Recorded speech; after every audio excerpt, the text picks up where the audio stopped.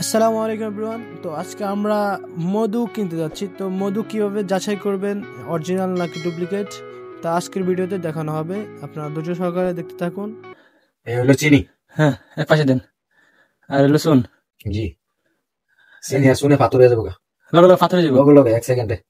এটা তো গরম হয়ে গেছে। এই যে পাথর হয়ে গেছে কেনা, এই যে পাথর হয়ে হ্যাঁ, গেছে। দেখি এবার মধুরটা দেন যাই। এটা তো দেখছি, সবাই দেখতেছে এটা পাথর হয়ে গেছে। কম করে নাও, সমস্যা নেই। ব্যাস, এই হচ্ছে মধু। এবার হচ্ছে মধু আর সোনা। জি, দেন মধু আর সোনা দেন।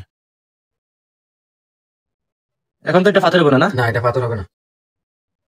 এটা হচ্ছে যে একবার ভালো পদ্ধতি লাগে মধু জি। চেক করার। জি, এই যে দেন পাথর হইতো না। হ্যাঁ, এটা তো একবার লিকুইড গেছে। একবার টেপে ভাইয়া পড়বো।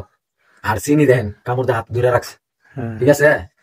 তাহলে তাহলে এটা খাঁটি খাঁটি মধু এইভাবে যাচাই করবো না? চিনার উপায় হলো এইভাবে, চিনি আর শুনে পাথর হয়। এই যে আমার হাত পাথর হয়ে গেছে। হুম। আর অরিজিনাল মধু হইলে পাথর হবে না। এই যে দেন পাথর, হ্যাঁ, টেপে ভাইয়া পড়বো। অরিজিনাল মধু হইলে চিনি থাকলে এইভাবে পাথর হয়ে গেলে আঙ্গুলটার মধ্যে যেভাবে ধরছে, এটাই বাস্তব প্রমাণ। ঠিক আছে। এভরিওয়ান, আপনারা আশা করি বুঝতে পারছেন কিভাবে মধু যাচাই করতে হয়। তো গাইজ, আমরা হাফ কেজি নিয়ে নিয়েছি। এখন আমাদের কাছে পুরোপুরি টাকা হয়নি। এরপরে ভাইয়া বলতেছে যে সমস্যা নেই, টাকা আরেক সময় আসলে দিয়ে দিন। হ্যাঁ, আমি গ্যারান্টি দিয়ে মধু দিচ্ছি। এই অরিজিনাল মধু বলতেছে, একবার আমরা চেক করিয়ে নিছি। আর এই পদ্ধতিতে আপনারাও নেবেন, মধু ভালো হবে আশা করি।